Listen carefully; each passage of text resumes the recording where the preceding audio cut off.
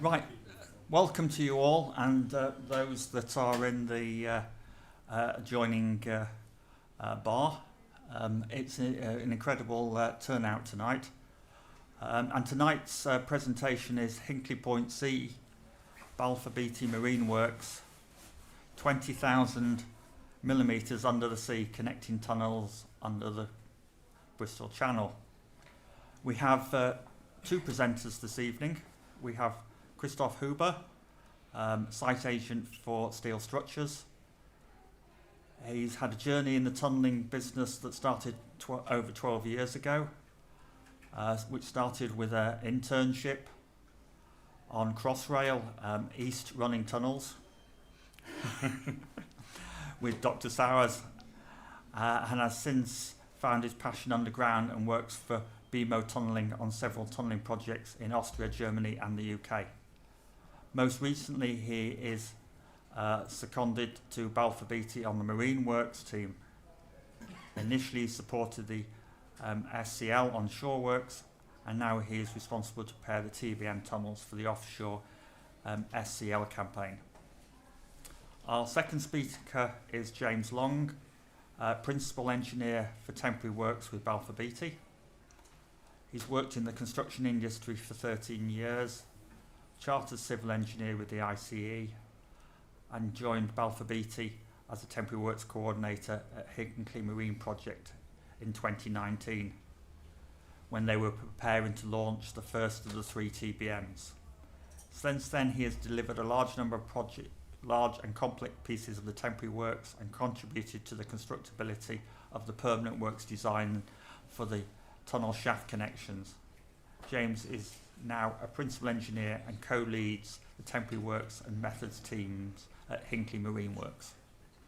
Okay, over to you, Christoph and James. Thanks very much. Okay, thanks for having us today for our presentation. So I'll be amazed if anyone's not heard of Hinkley Point C, but just in case, we'll do a very brief introduction. We'll introduce you to the tunnel shaft connections and what Balfour Beatty are doing at Hinkley. Talk about flood risk, and then one of our mitigations that we've put in place to just in case of that risk. So here we are, Hinkley Point C, down on the southwest Somerset coastline, just to the south of Bristol, adjacent to Hinkley Point A and B, which are currently being decommissioned.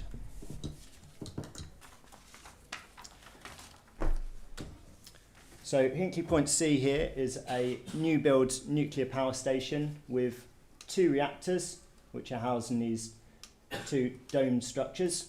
What Balfour Beatty are doing at Hinkley is constructing the cooling water system.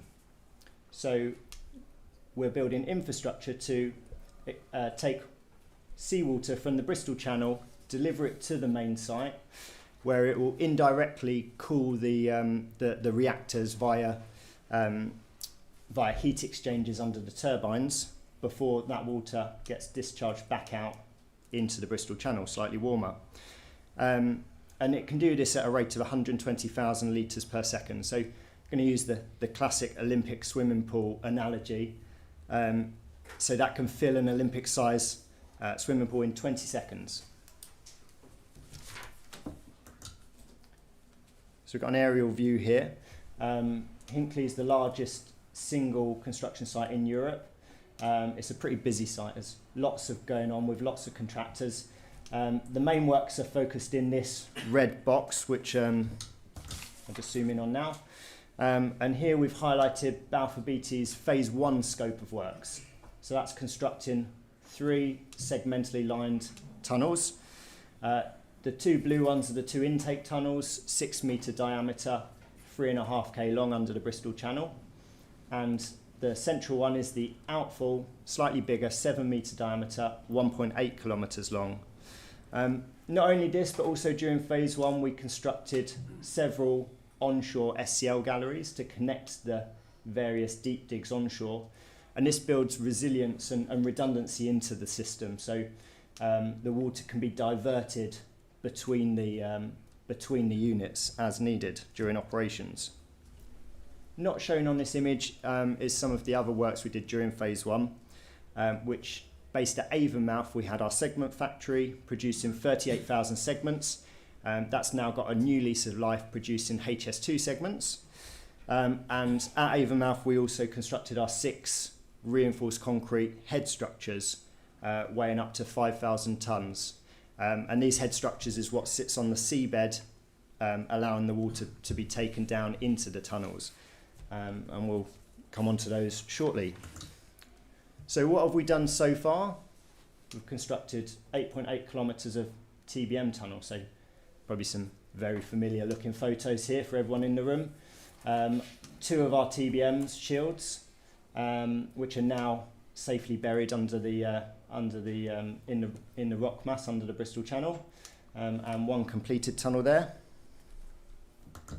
And I alluded to them earlier, the concrete head structures here.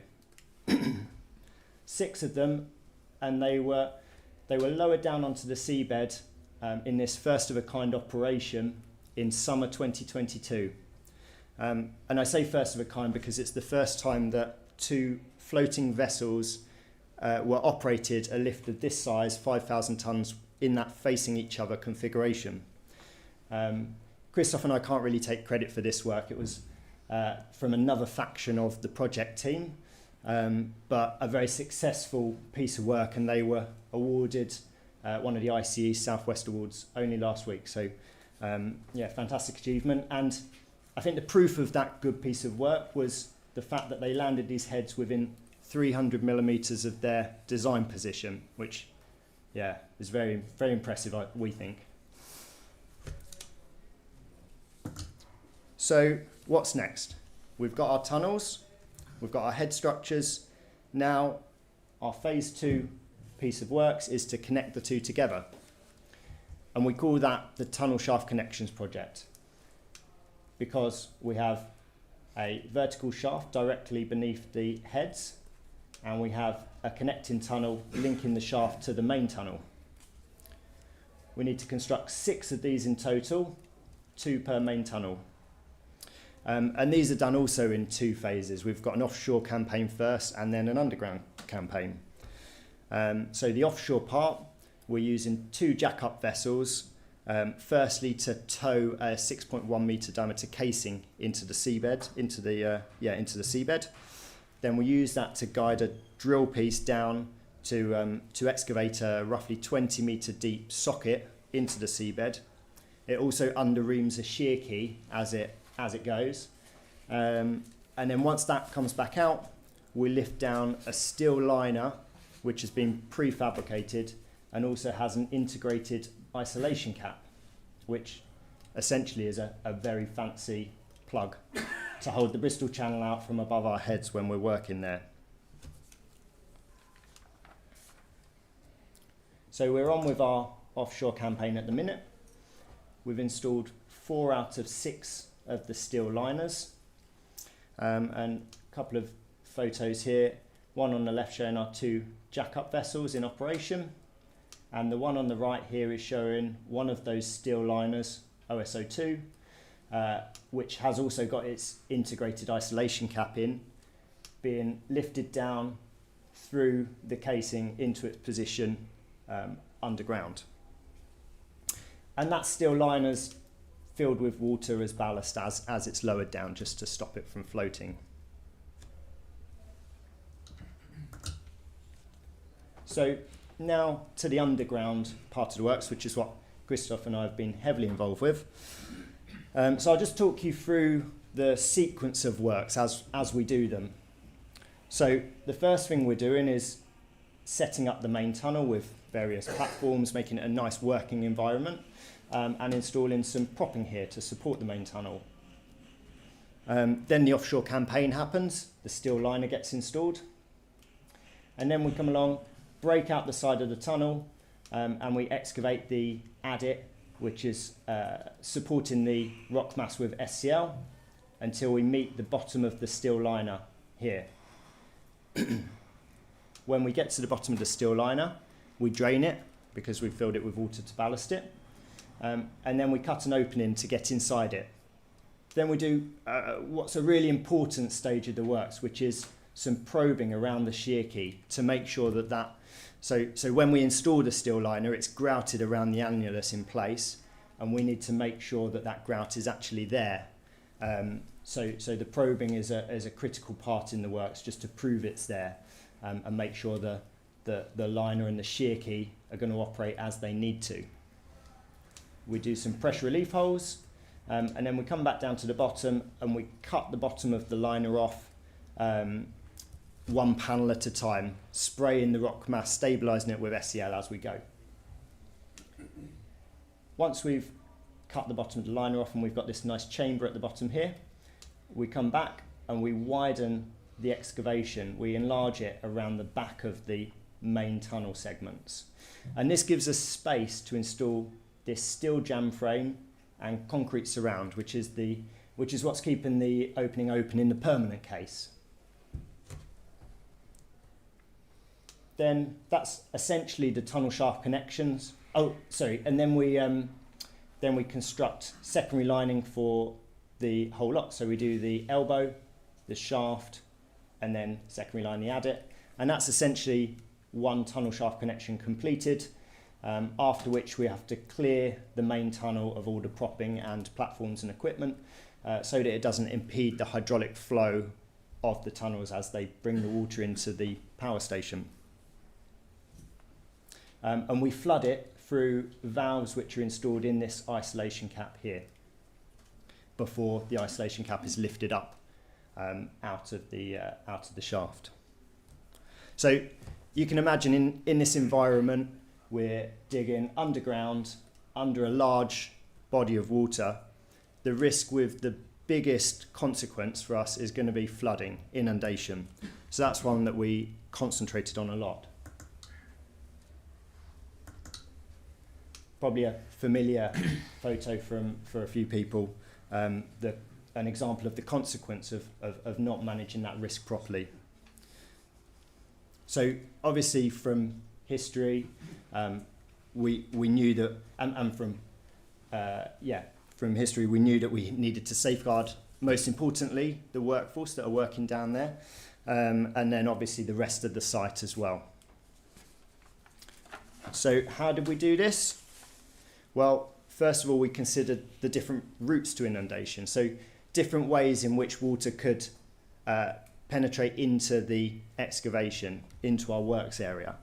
So we called this the routes to inundation, and we split this firstly into three kind of high-level categories. Ground-related risk, which we see as the most likely route.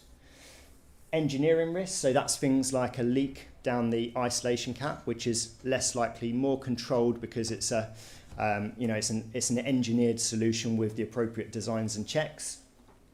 And external influence like malicious intent, which is we see as the least likely given the high levels of control and security associated with Hinkley Point C. So we concentrated on the ground-related risks, which we've put in this table up here, and that's it's nothing that you wouldn't expect to see there. It's things like coming across a borehole which we didn't know was there, like the Lake Panure example, having high permeability rock mass, or a big one for us was leakage between the steel liner and grout, hence the probing to make sure that grout was in place before we cut the bottom of the liner off. So we have our possible routes. We then came up with multi-layers of mitigations. So, as most people would expect, we first started with an extensive grouting campaign, targeting the fissures within the rock mass, which is mostly limestone, mudstone and claystone. We then installed some of what is the biggest pumps that I've certainly ever seen, 670 metres cube per hour in the outfall. And those pumps are big enough to deal with all of these routes bar the borehole here. But even for the borehole, it will buy us time to give us a chance of trying to stem the flow if we can. We've then got toolbox measures, which we can apply during mining, like having inflatable packers on hand, things like that. And our last line of defence, and it really is a last resort, we wanted to have a flood door in place.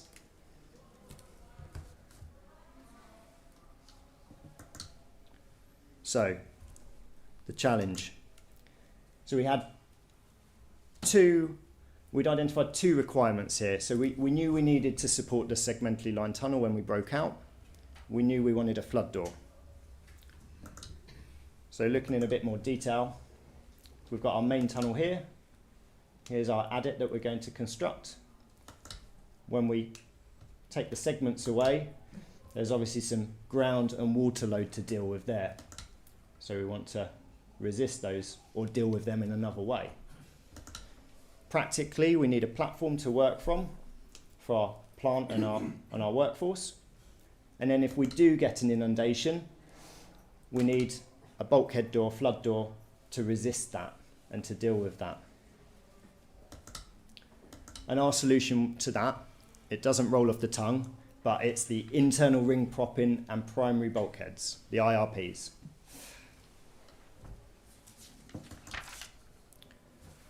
So, like most people would, rather than start with a blank piece of paper, we looked at previous examples. What's been done in the industry before? We looked at propping examples from Paddington Crossrail, had some internal ring propping. We looked at examples such as this from Heathrow. And then we looked at examples of bulkheads from very rudimentary things that LUL have put in place, such as with bulk timbers slotted into posts, or more sophisticated things used at Crossrail where a bulkhead door was moved into position with an excavator or another piece of plant. These were a really good start and gave us a good basis of what we could do, but we wanted to build on those and develop a solution that would meet all of our needs and give us the protection that we needed. We looked at various kind of options. You know, do we put the bulkhead in the main tunnel or do we put it at the adit entrance? We opted for the adit entrance for a couple of reasons. It's closer to the workforce, so less escape route, less escape distance. And we've got more chance, we're not going to lose the main tunnel, we've got more chance of recovering the adit if it's located there. We also looked at, you know, sliding doors versus rotating doors, things like that. So we've worked through all these different options, and we had other considerations. So we had, you know, the ground load versus the propping stiffness, that interaction. The stiffer the propping becomes, the more ground load it attracts, then the stiffer the propping has to become. So we're trying to get a balance there and going through several iterations to get to that sweet spot. We opted to relieve the groundwater pressure, so we didn't have to design for an extra 500 kPa of load. So just to get a more efficient structure, we had to resist the roughly 50 metres head of seawater, obviously varying tidally, which in the Bristol Channel we've got the second highest tidal range in the world, so we had that to deal with. And of course it's no good having a propping structure if we can't transport it and install it in place. So that's where we looked at examples such as this one from Queens in New York. Really nice example where they've built for assembly to get it installed in place. So we wanted to learn from those good examples. We wanted to get a good balance between getting a strong bulkhead door that had sufficient capacity but could be closed in a reasonable amount of time. And finally, most importantly, we needed a really reliable solution that was going to work every time that we needed to. It's a piece of life-saving equipment, this is going to be. Hopefully we never use it, but if we do, it needs to save lives. So it needs to be fail-safe. So we took all of these different considerations, these good examples from the past, obviously went through a thorough, detailed design process, and this was our solution. So essentially a 14 metre long steel internal ring propping structure with an integrated bulkhead door that can rotate round and into position to seal out the Bristol Channel if needs be. We had two varieties for the two different tunnel diameters. And this was a full team effort. We had loads from Jacobs, our permanent works designer, which were checked by Dr. Sauer. And I can't understate how integral Herrenknecht were to this whole scheme. You know, the designer, the supplier, bringing their tunnelling expertise to the table. We had cat-free checks from OTB, and we had M&E reviews, independent reviews by VVB. So, you know, full team effort there. And a lot like a segmentally lined tunnel, we built the prop in 3 rings and split each of those rings into segments for ease of assembly. Where we could, we opted for bolted connection, just again because it's far easier to assemble bolted connections. But unfortunately, some of the stresses, some of the stresses around the door frame were too high to get that to work. So we did have to do some welding, which, you know, is not what we want to do in this environment. And Christoph will talk through some of those, what we put in place to do around the welding later on. There's nominally a 50mm gap annulus between the steel propping and the concrete tunnel lining, which we grouted up to get that load transfer. And then I mentioned before, we relieved the groundwater pressure up to 2 metre depth all around the ring propping to take that groundwater load away. I think this is we were very pleased with this achievement. The door can close and lock hydraulically all within 90 seconds. Yeah, that was probably beyond our expectations when we first started out. But yeah, very pleased with that. And we do have that full redundancy in all our M&E components, and just as importantly in our electrical supply. So we've got mains power from the surface. That mains power's got a backup generator. And then if something goes wrong with those, or something goes wrong with our cable supplying that power down the tunnel, we also have an in-tunnel backup generator. So let's see, I'll talk through how this bulkhead door is now operated. So we start off with our control panel, or actually 2 control panels we have. We've got that full redundancy, pretty much doubling up everything in case one goes wrong. And I think this is really the unique part about this solution, that it's fully automated. So at the push of a single button, we can close and lock the door completely. And that button, that one button that you push, is also on a dead man switch. So we consider whether you can push a button and then run away, but that wasn't what we wanted to do, because you could easily get something trapped in the bottom of the door. So we needed the operator to stay there, keep eyes on all the time. Human nature would be to get out of there as soon as you can. So, but we obviously didn't want that. So that control panel, firstly, it opens up a platform flap at the bottom, which is in the path of the door. That's simply just open with a hydraulic cylinder, but it's also got a proximity sensor just to make sure that the flap is open before the door closes, so it can't clash. There's not going to be that's not going to block it.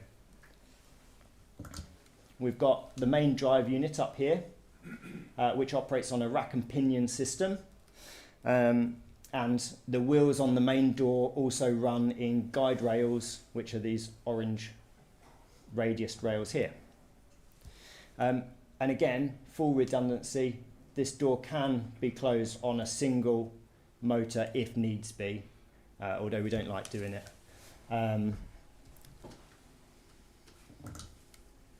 Here's the door, 12.5 and 14 tonnes respectively for the intake and the outfall tunnels. And that, once that rotates into place, it's locked in with, there's 7 pins on each side which are driven into the sides of the door with hydraulic cylinders, and these pins push against the counter pins in the side of the door to squeeze the door into the door frame to get that seal that we need to hold the water out. And that's the operation, which takes 90 seconds. And when that door is squeezed against the door frame, that door can hold up to 5 bar of water pressure from behind it. We then have 3 bolts top and 3 bolts bottom to put in straight away after, which gives us our full 7.5 bar ULS capacity. So that's where this balance between time and strength or capacity of the door comes in. We've opted to get 5 bar quickly, and then in a short time afterwards we can get the full 7.5 bar factored capacity. And then finally, when the door does squeeze against the door frame, it has a compression gasket here, which alone can hold the water pressure out.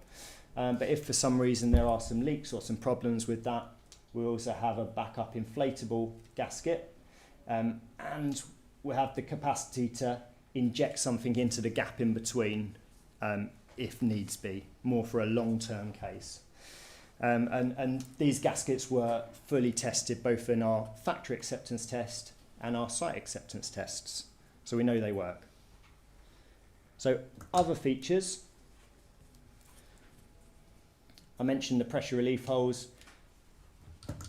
We had to coordinate the positions of these because the pressure relief holes through the segmentally lined tunnel were drilled in advance before the IRP structure was put in position.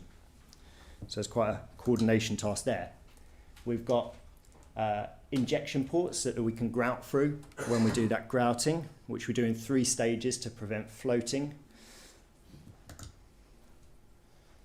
We've got our robust working platform, which is able to cope with the loads from any of the plant that we have operating in the tunnel, and can also store muck if needs be, although you'll see it's quite a tight space when we show you some of the photos. We've put guarding around the moving parts where practicable. It's not practicable everywhere, but where it was, we've done that to protect people as much as we can. And then on the door, we've put a series of valves, and this is for a couple of reasons. If we do have to close the door, we do have to use it. We want to be able to monitor the water levels and the pressures behind it, and we want to have a chance of recovering the additive if needs be. We've also incorporated into the design a future access which can be cut out when the risk of inundation has passed, and this helps with our access arrangements for the second stage of our backmining activities, when the structure, the IRP structure, is still taking load, is still supporting the main tunnel. And finally, we've worked through a method of distressing the IRP to get rid of those locked-in loads in a controlled way to transfer the load from this temporary structure onto our permanent jam frame structure. And I think that's a nice point to emphasise, that this is all temporary work, so it will all get removed at the end of the project, so as not to impede those hydraulic flows again. So this is our structure, this is our solution, which we're very happy with, but again, we needed to be able to transport it into position and build it in position, which isn't the easiest thing to do. So we designed and developed this erecting trailer, which was purpose-built for the job, and it's driven in place, pushed in and towed out with a tractor, and it essentially has hydraulic cylinders which we can attach the segments to. During the transport phase, it holds them nice and close to itself, so it's nice and stable as it's driving down the tunnel. When we get to the build area, those cylinders extend and push those segments out into their build positions, ready to have the bolts installed, the minimum number of bolts that we need for the build stage installed to hold it before the trailer goes out and does another journey.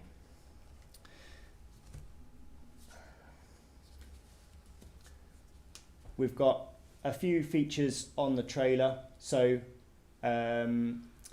the front axles here, we've got 2 front axles, and that's so that when we put the invert plate, the invert segment down, it can drive back over the propping. And then we've built into the PLC the electronic control of the trailer, automatic. We've built controls in to make sure that the erecting trailer remains stable at all times. So the controller, the operator can't inadvertently extend the arm out on one side far enough to cause an instability. So trying to overcome operator error there. And yeah, we didn't create a trailer for the 6 metre and a different trailer for the 7 metre. As you'd expect, we created one trailer solution which can be converted between the 2 different sizes.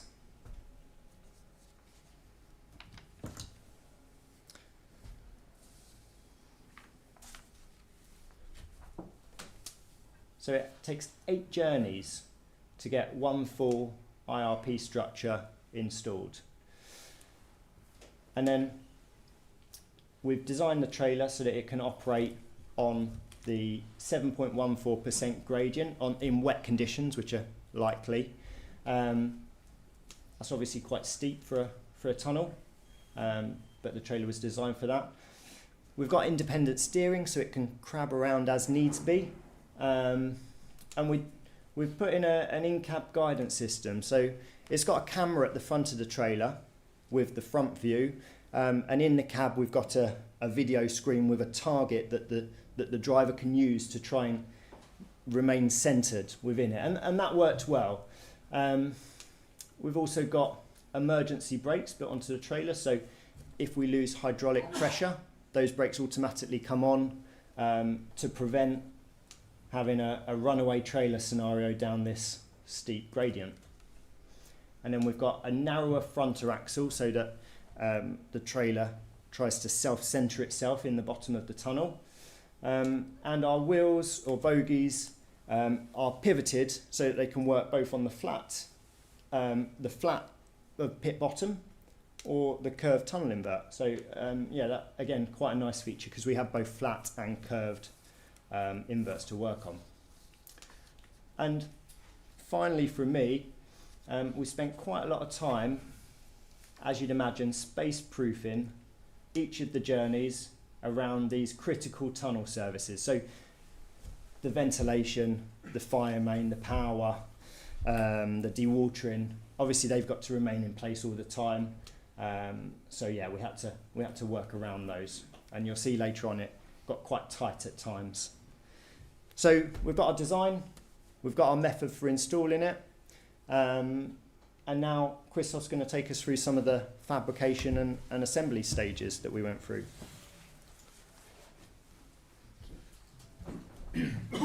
Thank you, James. That was quite an intense time James and his team spent there in the designing, as you just saw. And as it so often, all of these thoughts and all of this design process takes quite a while. And so we had the same issue that it took a little bit longer than expected. So between finishing of the design and when our program said us we need to start installing it, the time in between was not enough to fabricate that in one factory. So HK decided to not only build this one in Schwanau in Germany, but they only splitted the works, that parts of the IRP got also manufactured in Slovakia. So we have one big tube, which is bolted together with over 1,100 bolts. And they needed to make sure that they all align. We can see here 2 pictures. They are both from the Slovakia part. So you can see that the 3 frames we had there, the A frame and the C frame are on the sides, and the B frame is the one in the middle, which also holds the door.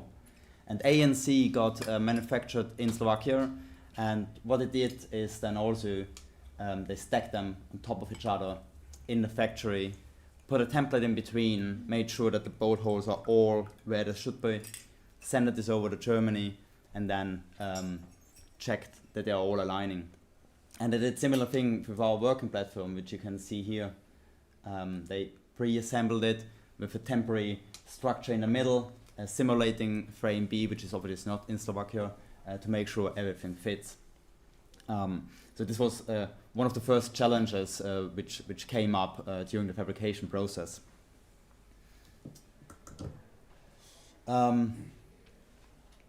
The parts done all, no matter if they got fabricated in Germany or in Slovakia, they got sent to Germany, where they got painted. You see here nice colorful greens and oranges. And here on the table you actually can see that for our 6 locations we have 6 different colors. And it sounds so simple, but it helped so much in communication between all the teams, because obviously HK, they are always talking about the project numbers, you know, this is 1066 and 1065 and 38, and I have no idea what they are talking about. And we on our project, we have also numbers which don't make sense at all to me, because they go from OS1, OS2, 11, 13, 21 and 23. Not much sense behind that either. But when we talked, then, oh yeah, we got the white IRP, we got the orange IRP, and everyone knew where we're talking us. As the guys on site, is us in the office, and also management, and also knew what we're talking about. So such a simple thing, but very effective, and yeah, we're a little bit proud of this color thing. So yeah, you see in the factory there, we have the parts of the green one lying in its pieces. And we also have the orange one, the frame B, completely assembled. And, James mentioned this previously, is that we did a test of the IRPs of every single one. We assembled frame B completely with the door, and we checked that the door actually runs in the frame, because there would be nothing worse than reassembling it and then, this rack and pinion doesn't just align very perfectly. So we checked that in the factory first, obviously.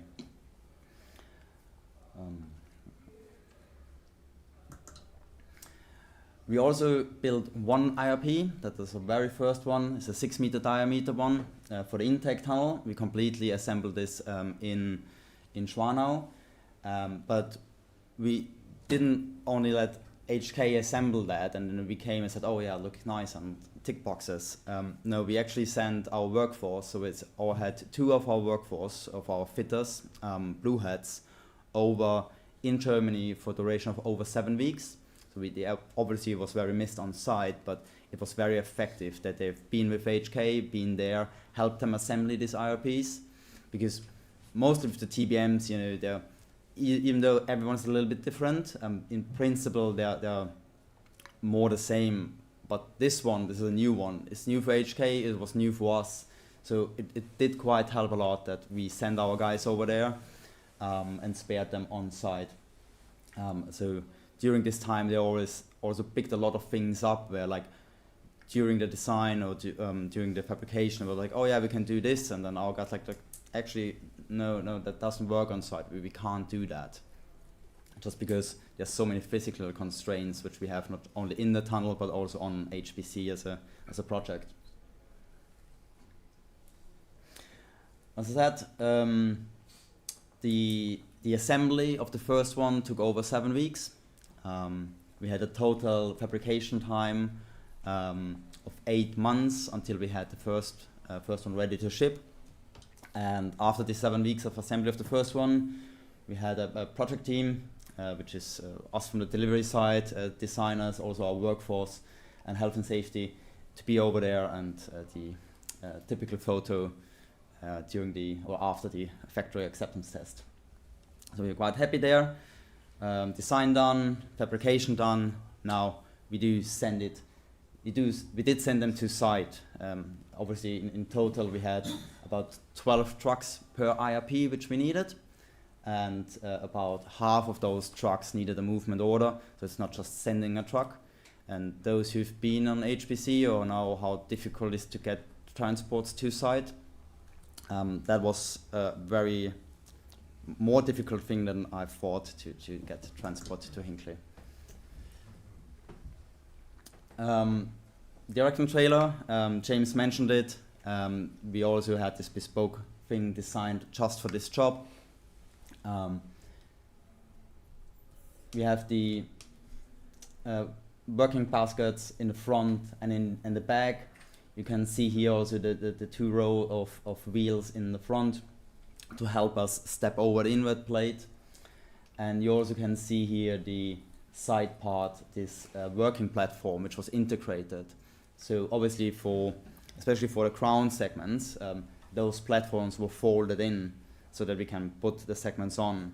And once we traveled in, we put the segments in place, and then we could fold those platforms down. And they all already were equipped with handrails and with designated hook-on points, so that our guys were always safe when working at height.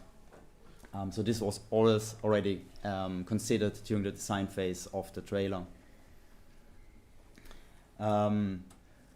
It doesn't look too, I mean, maybe it looks a little bit too complicated, not anymore for me at least, but those machines went 8 times in the tunnel and out. We said it's 3.5 kilometers for the intakes, it's about 1.8 kilometers for the outfall. So in total, this trailer traveled about 275 kilometers.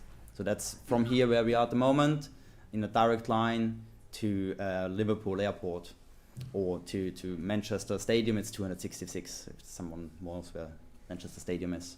So it's quite a distance which they needed to travel, and we only needed to change one of the bogies once, but that was not because one of the wheels broke, but we had one bolt which was shearing off. But that's only one thing, so I think they also worked very great. Also, the Erection trailer got tested in the factory first, as this first of its kind. Thought about this, try it first, get the heaviest piece on it. So the yellow one is for the outfall tunnel. It's a 14-ton piece, which the Erection trailer there is lifting the first time to check if everything worked. And in the factory, they obviously had a little bit of a different plant there. There are different options how to move things. So the first thing which we did is we asked them to please send us this Erection trailer so that we also can trial it on site. So we got this a couple of weeks before we started installing. Our guys used our tractor to play around to get familiar with it, the movement. The tractor, it's a normal John Deere tractor, but because we thought the Erection trailer and the IOP are not that normal, can't leave the tractor as it is. So because of this gradient we're having in intake and the wet surface, we needed to make sure that we have enough friction that in case the Erection trailer in its fully loaded and heaviest configuration, which is 55 tons, needed to get pulled back out for whatever reason, we needed to make sure that the tractor is strong enough and has enough friction. So we added the heaviest ballast on the front and on the back, which the manufacturer had. We added some special weights on the wheels, and we also filled the tires with water, so that the tractor in total, from a 9.5 ton base machine, went up to 19.5 ton total weight, which then gave us enough friction that we could pull it out. And yes, if someone asks, yes, we did this once and it worked. Right, so remember when you saw in the very beginning this very big aerial picture of Hinkley Point and then how big everything is? This was our site setup area in front of the portal. Can't probably see that big, but this is where the platform ended and this is where the portal is. So we actually had just the length of the trailer and of the tractor to get it down there and just push it in. No much room for maneuvering. So we needed to basically lift everything down into its final position, ready in one line to drive it in. The sequence was, so we had basically two different kinds. It was the lower part where we have, you can see on the left hand side, there's the inward segments which got lowered down first. Then we lifted the erection trailer on top, and then we put the side pieces on. And on the right hand side, you can see the configuration for the outfall tunnel, and James mentioned that we could swap between intake and outfall. One of the main swaps you can see up here is an additional structure to gain the height which we needed, the additional 1 meter. And also in the outfall we still had the cradle from the TBM launch, which we used. Right. When lowering and installing the side pieces, we also made sure that we attached an additional column to the element. So when we lifted it down before we detached it from the crane, we installed an additional beam to support this one. Even though it looks very massive, those parts are not, they're quite heavy as well. So to not risk the erection trailer tipping over, we put this additional column on, and then we added the other side. And also, as James mentioned this, we did quite a lot of, put quite a lot of thoughts into getting our space proofing correct, and it worked. It was a good thing. So there's not much space. So we had about 300 millimeter here on top, where our guys were just driving through.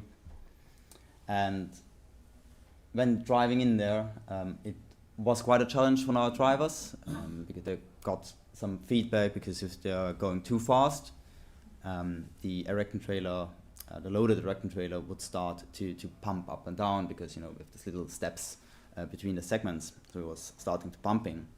But if they were going too slow, the erection trailer would start to go back and forth, which was not very good for anything in there, because that actually tripped these safety mechanisms on one of the first trips. So we then already needed to stop, needed to reset the system and start again. So we found out that the perfect speed was 1 mile per hour, which for 3.5 kilometer tunnel is basically a shift worth just driving in. Not very nice for the drivers, but they did a really good job there. And we didn't have any clashes, we didn't have any incidents during those operations, which I think was a very good success. At the point of assembly, we then stopped the tractor, we put the brakes on, and we swapped the connection. So during the drive, the erection trailer was powered by the hydraulic system of the tractor, because, you know, the bogies and everything was steerable. But then we swapped over to the main main electrical connection, and the erection trailer had its own hydraulic packs on there to produce the hydraulic power we needed.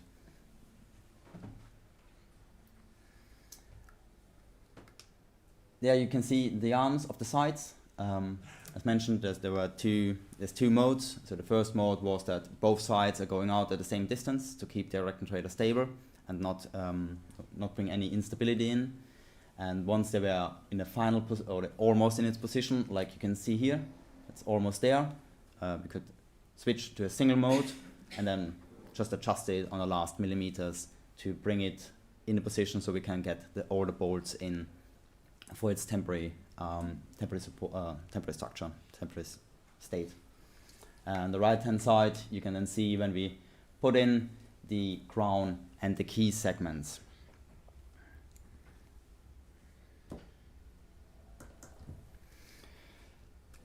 Well, the 8 runs, we brought all the segments in, we brought the door in. You can see here the door is temporarily supported on one side by its wheels. On the other side, we needed to weld some temporary lugs on. So while the erection trailer was in the IRP, supporting the trailer, supporting the door in its position, we put the wheels in, and then we welded on this side those lugs in, which then obviously were tested as well and got a permit to load. before we could release that, and then move the Erection trailer out. And this is then how the IRP looked like when the steel structure, when the skeleton was finished. But we were not done then. It's basically about half of the time took us to get the skeleton in, and then we needed to torque up all the bolts, where we had about, as I mentioned, 1,100 bolts, and each of this bolt got a maximum torque of 1,800 Newton meters. So this also took about 2 to 3 days to get this all done, because obviously we also needed a scaffold to get up there.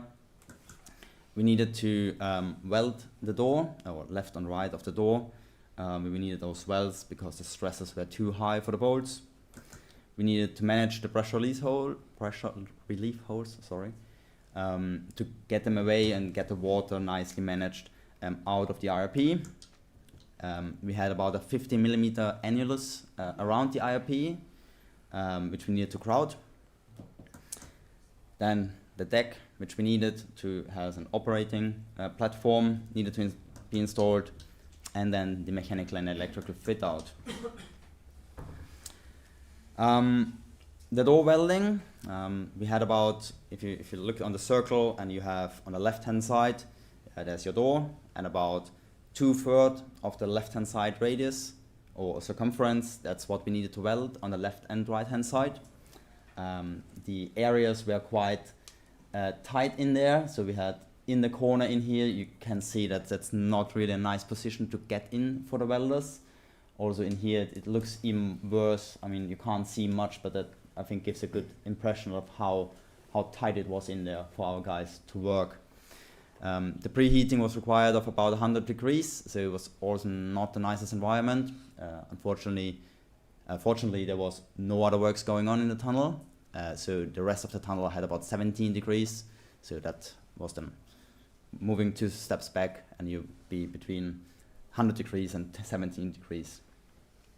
The welding took about a week, so we had 2 welders, one on the left, one on the right, welding for about 5 to 6 days, steady on 24/7 to get this job done.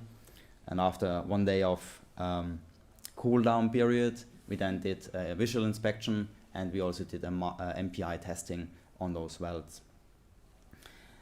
As those areas are not the nicest to get to, we invested quite some time before we started the welding activities. We got some additional support from weld specialists in to train up our guys to get them to the right qualification needed. And it took a couple of attempts for most of our welders to pass the right testing to be qualified and certified for these activities, because what I've been told, I'm no welder, so the positions and the angles are quite, and the depth of the weld seam were quite difficult to achieve. Dimension pressure relief holes.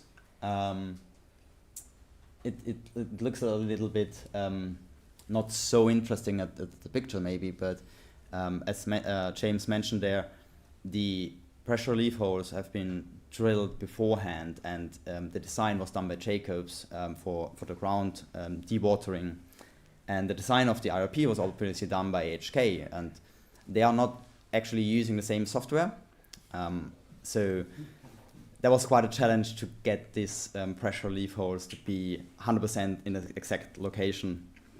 But I think we were quite good. In average, we missed about 1 per IRP. It was okay, that was accounted for. And then we just bundled the water away. Well, we thought we had enough steel in there, but no, there's a little bit more steel. So you see over on the left on our yard, our trailers are packed with the parts for the decking and also for the mechanical and electrical fit out, which we brought in additional welding on the underside of the decking to support the deck. The deck has been designed also to take the loads. James, I think for the MSVs it wasn't it? Yeah. Yes. That's So the worst case. the worst case scenario is back then when we started with design, we thought we were using MSVs, which we didn't do in the end, but that's what the deck was designed for.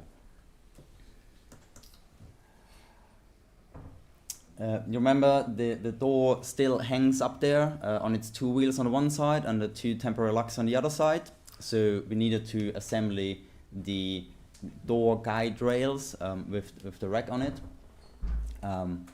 We got from HK a rotational device which we could attach to our telehandler. So this rotational device allowed us to rotate the forks 360 degrees around. And then they designed a bespoke kit which goes onto the forks and then connects to the guide rails so that we can move them in any direction we needed, a little bit similar to the Erector on the TBM, to make it easier for us to put them up there. They had a similar device also so that we could install the consoles. So those consoles are the thrust frames for the hydraulic cylinders to push those pins in. Yeah, so we had a similar but different device there to install them as well. We mentioned the full redundancy.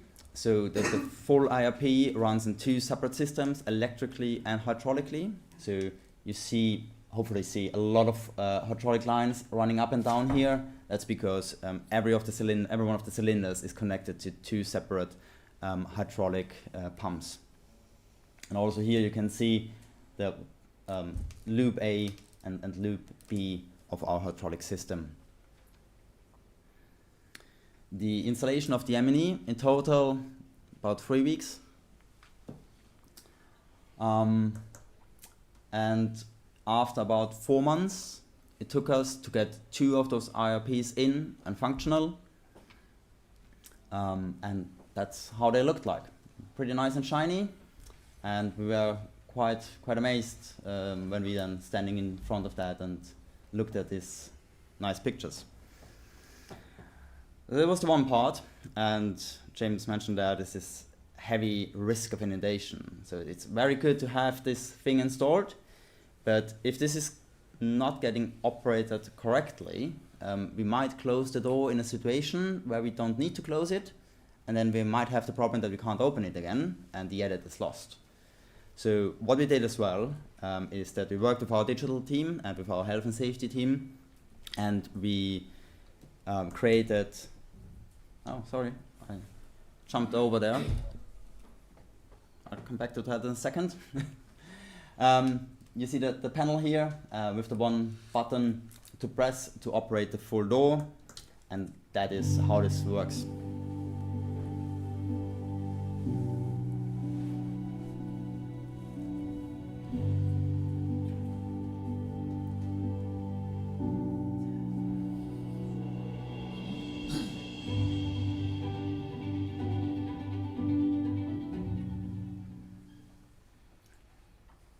Now we're coming to the part where we're operating it, and we need to make sure that our guys know what they're doing down there. So we worked with our virtual reality team, with our BIM team, and created a virtual reality environment where we programmed different scenarios what could happen in the tunnel. Obviously, the worst case is during an inundation, we have a casualty, and then there's a electrical blackout plus a fire. Sounds very unrealistic, but that's what we programmed and that's what we trained our guys for. So they could go in the classroom, in the offices, go around, play on the virtual reality. We have the inundation, they need to get the plant out. They need to make sure that all services are getting removed. And then backup generators, also part of the design from HK. Which then jump on if the main power fails automatically, so there's an automatic switchover in there.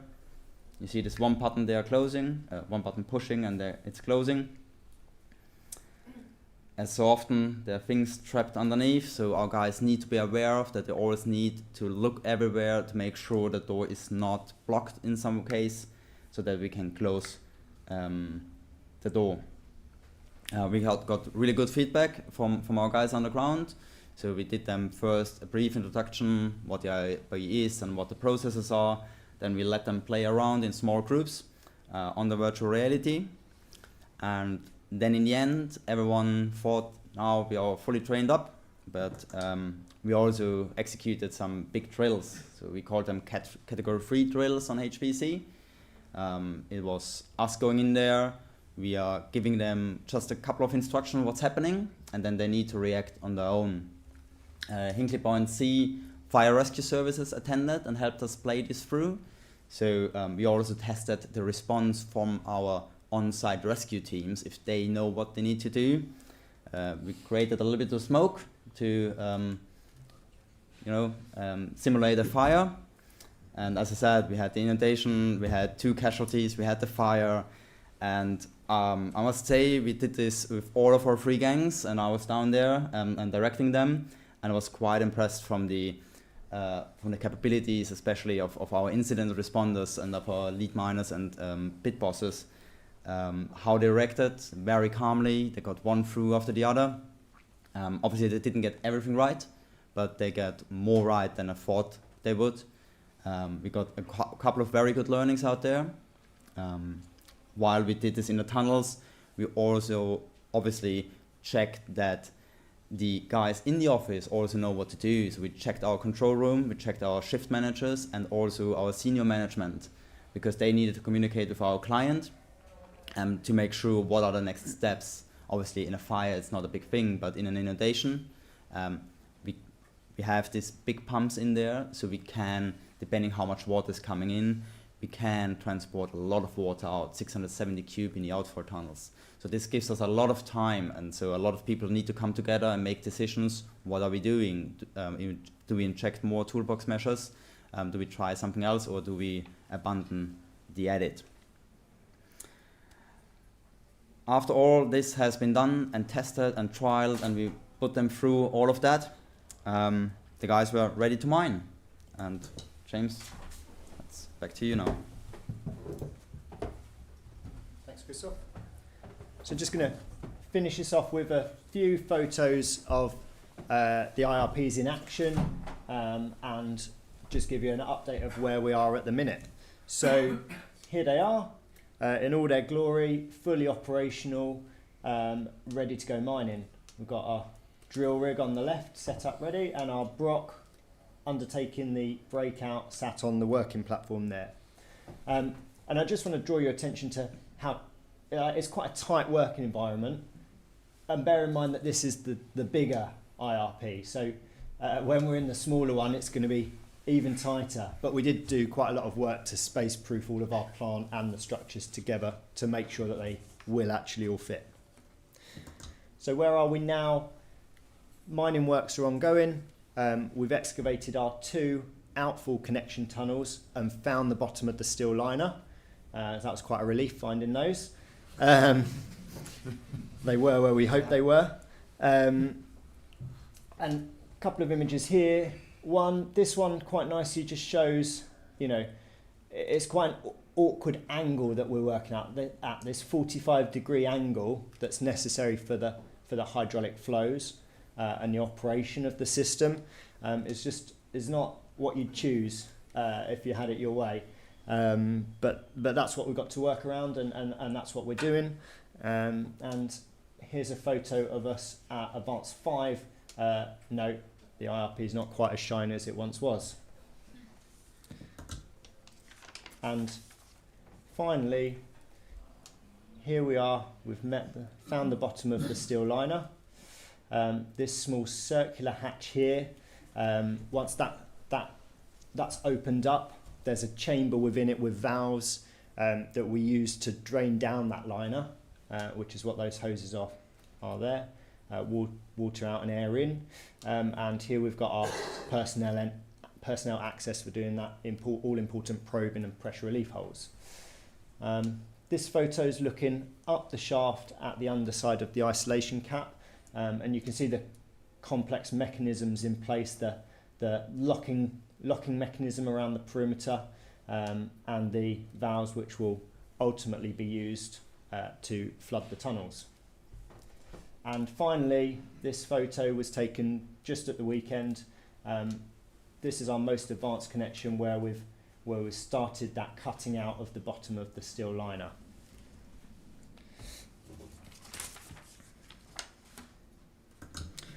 So that draws us to a conclusion. Hopefully you've enjoyed hearing about this piece of what we think is fairly innovative temporary works.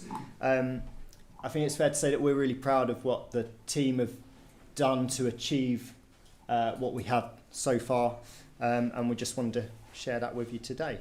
So thank you very much, and we'll take a few questions.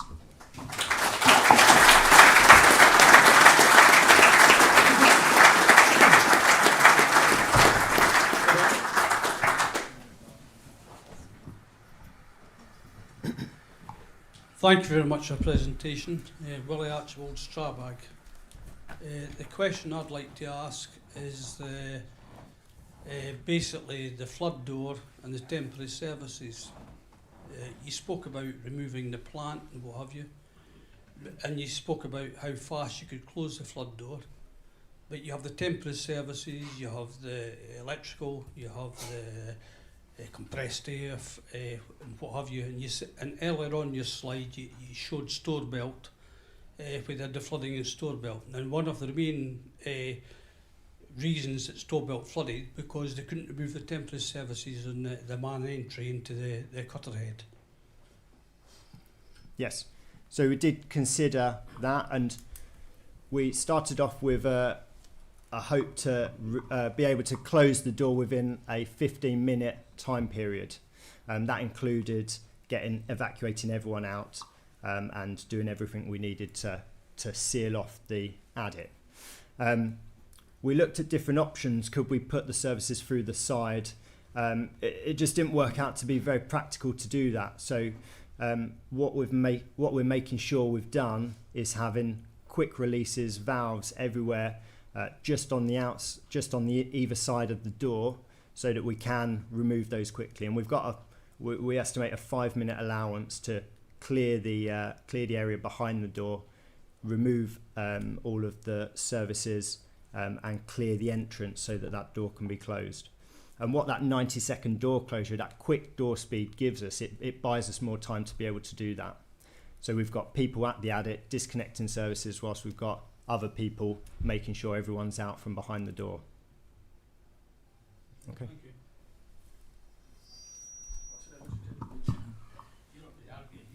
I'm not going to argue with you, William. The store belt situation was, sorry, David Hartwell, retired.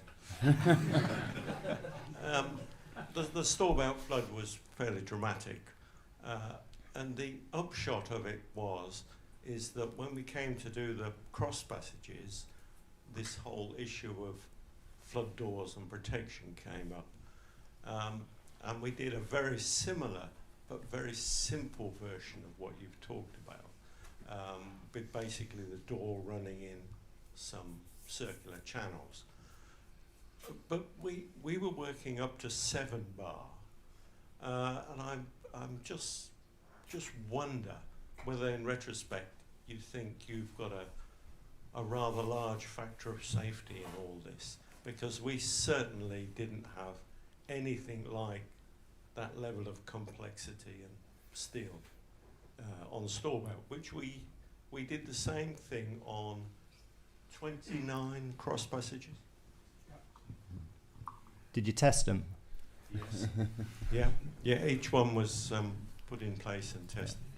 Yeah. I mean, we just feel that this is a fully designed and checked solution to modern standards, and that's what the standards demanded. That's what the designer and the checker required, and we much prefer to have a more robust solution than something that was, erring on the side of whether it would work or not. So that's what we've opted for. I do want to emphasise though that the risk of inundation is very low, and I wanted, maybe it didn't come across, but I wanted to show that it's one of many mitigations that we've put in place: the grouting, the flood, the pumps, the toolbox measures. It really is a last resort, so we hope never to have to use it, but it is there just in case. We didn't want to put a price on people's lives or flooding the site. Thank you. Thanks.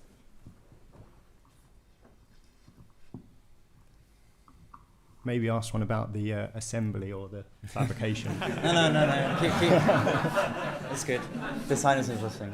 Ken Kwok from Transverse Fabrics. Sorry, it's again James. Christoph knows a lot about the design. And another question for Chris.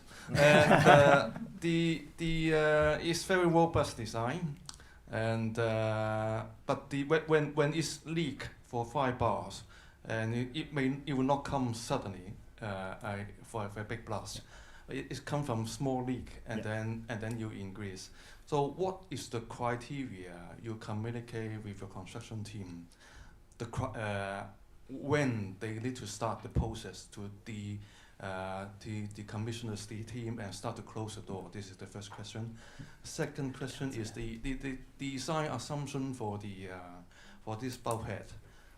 Is it you are assuming 100% of sealing off the water, or you just to buy time to let the crew to evacuate? So that is the two design question. Yeah. One for Chris. Is a to write these down. very detailed sequencing for install the bell, but you haven't explained how to dismantle. So what will be the challenge? What will be the challenge to take it out, and how to break it out with all the grouting done? That I am sure that you've done it very well. Okay, thank you. So, really nice first question about how we decide when to close the door and when not to close the door. Is that right? Yeah.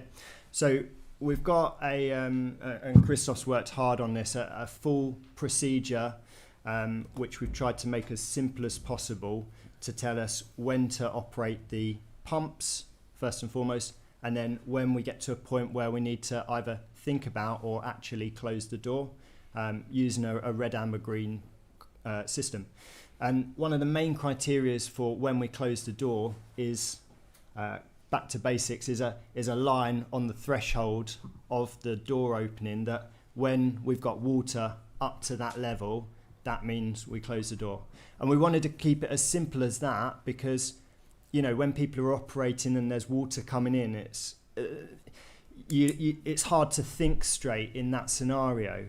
The human nature is to panic. So if there's a clear mark that takes that decision away from the supervisor, the person in charge down at the work front, the water's above that line, okay, door's closed, then that's what we wanted to do, and that's how we've set it out.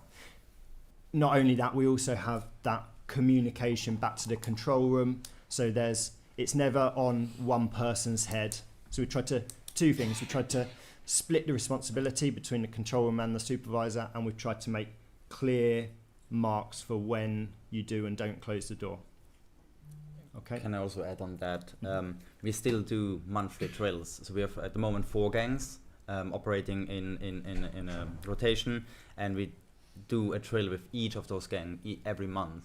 Not a big one with the fire rescue services, but where we go down there. So I was down there yesterday with them and went through and said, okay, now this amount of water is coming through your threshold. What do you do? Oh, you now hear this alarm. What does this mean? Who do you call? What do you need to tell? What information do you need to write down? To make sure that they're going through and through again of these processes. And we try to make it very simple, but it still stays quite complex because obviously we don't want to close the door, and we have this big bumping system which kicks in automatically to give us as much time as we need. Basically, if there's 190 mil coming over, if it's less than that, we have a certain amount of time until our storage capacity underneath of our working platforms are full, and that can take up to infinity time or 15 hours. And those time scales build in the amount of time needed for people to escape out the tunnel if something's not working, for example. Is the design criteria is to stop all the water, or is just to buy time for evacuation? There is a leakage limit, but it's very low, so it is, in essence, it is to stop all of the water. And then Christoph's question about dismantling. The dismantling. Yes, good question. we're going to dismantle this IRP in about 3 stages. The first stage is where the structural integrity of the IRP itself still stays. So we said about we have this IRP can do multiple things, so it's not only the bulkhead, but it's also taking the loads in the intermediate time until we have the gem frame installed. But to do the enlargement of the SCL around the opening, we do this in 2 stages. And to get enough access, we need to cut out parts of the IRP, which is already in the part of the design.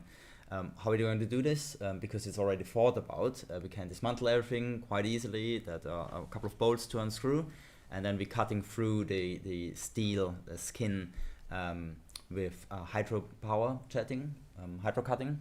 Where we're using, I think it's 3,500 bar of water to cut through there and then get this out.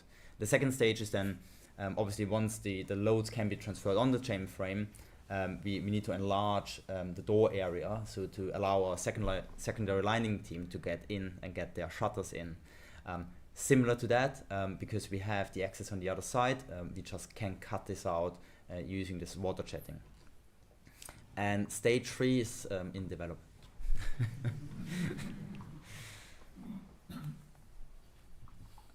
Question at the back there. Paul Perry from Houston Consulting Engineers. Don't worry, this is all for Chris. Oh, great. Chris, you're asked to build Hinkley Point D. What lessons learnt would you take from this? Because you mentioned about fabrication time needed to be longer, and cost you haven't mentioned. Were there any lessons learned that you would do something differently? And what I don't mean is choose different colours, because you've obviously explained that to us. Actually, there's still a couple of colors I would have liked to use, but I as was not much. allowed. Actually, this Hinkley Point D is called Sizewell C. So EDF are still, at the moment, they're getting together with the main contractors from Hinkley Point C to start the planning for Sizewell. And at that point, we are already giving input to our teams how to make it better.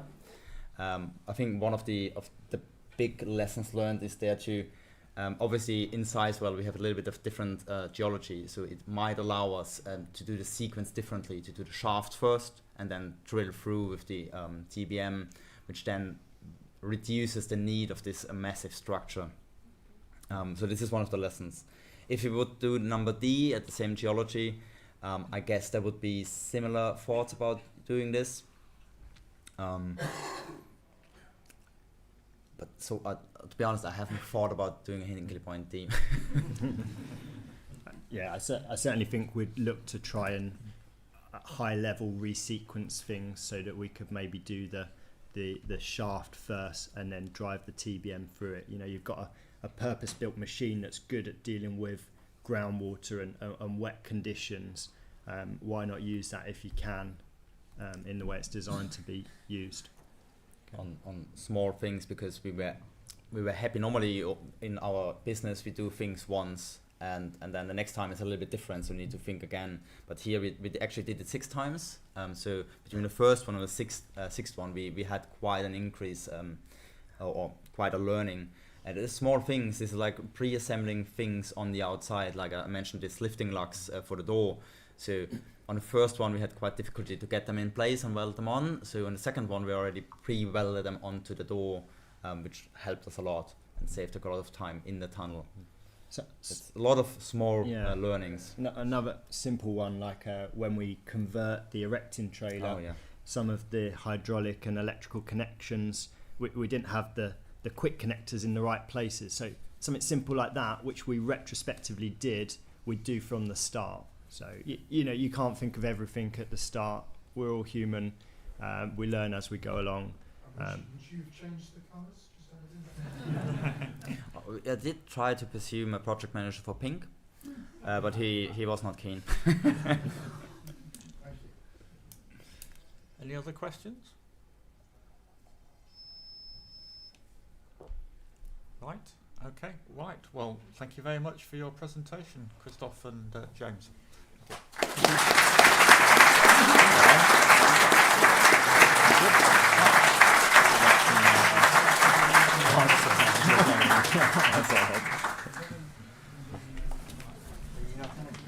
Wait. Right.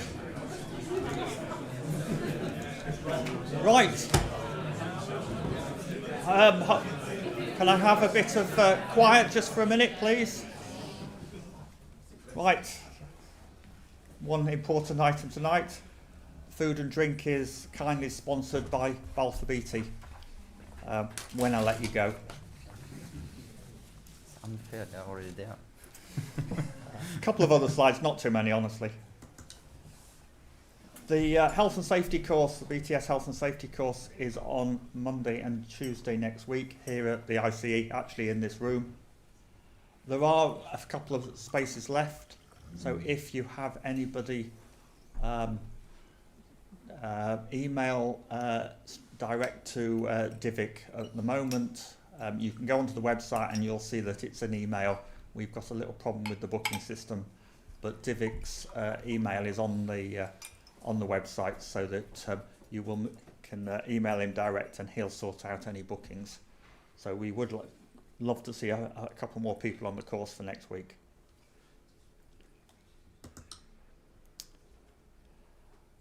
An update on the specification for tunnelling 4th edition. It's on track to be released on December the 13th. The final proof goes in tomorrow. It will then be added to the website as a free download for everybody. So no cost involved at all to anybody for that. At our December meeting the following day on the 14th, Christoph, who's been very instrumental in getting it to this point, will give us a short update on the various changes from the previous version. We have a new BTS Young Members Chair. He's put together a list of roles that he'd like to have within his subcommittee. So if there are any people from the young members that would like to be involved in their committee, please go through the BTS Young Members website and look at what roles are available for people to be able to get involved.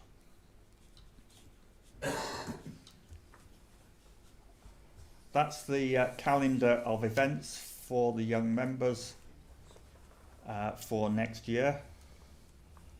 No particular project specified against the dates, but that's their plan of events for next year.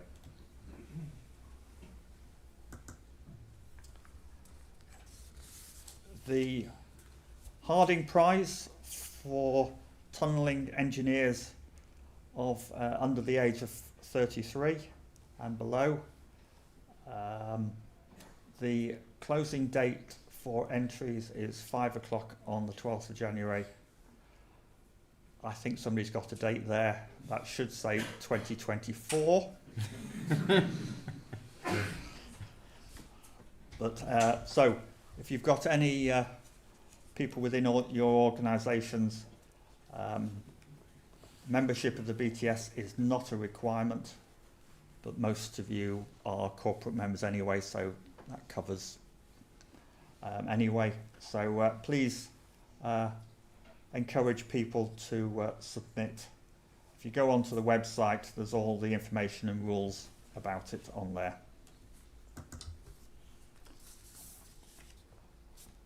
Silvertown is our next meeting on the 14th of December, and what I'd like to assure you all is that that is going to be in the Thomas Telford, and the whole of next year is also in the Thomas Telford. We've got that, and the plan is that going forward for future years also we will be 100% back in the Thomas Telford, where we've got the much better surroundings and the larger capacity. So this is the last time in here. So it's Silvertown Tunnel update, Christmas Jamboree. That's on Thursday the 14th of December. Moving into next year, the first one is the 18th of January, West Connex in Sydney, normal time. Then we move on to the February meeting, which is always a joint meeting with Min South. The speaker there is to be confirmed at the moment. The previous speaker, there's a bit of an issue with that, so they're having to look for a replacement, but I'm sure they'll have one, and that will be on the website in due course. So that's it. Thank you very much for coming this evening, and thank you very much for Balfour Beatty for sponsoring the bar and chips. Thank you.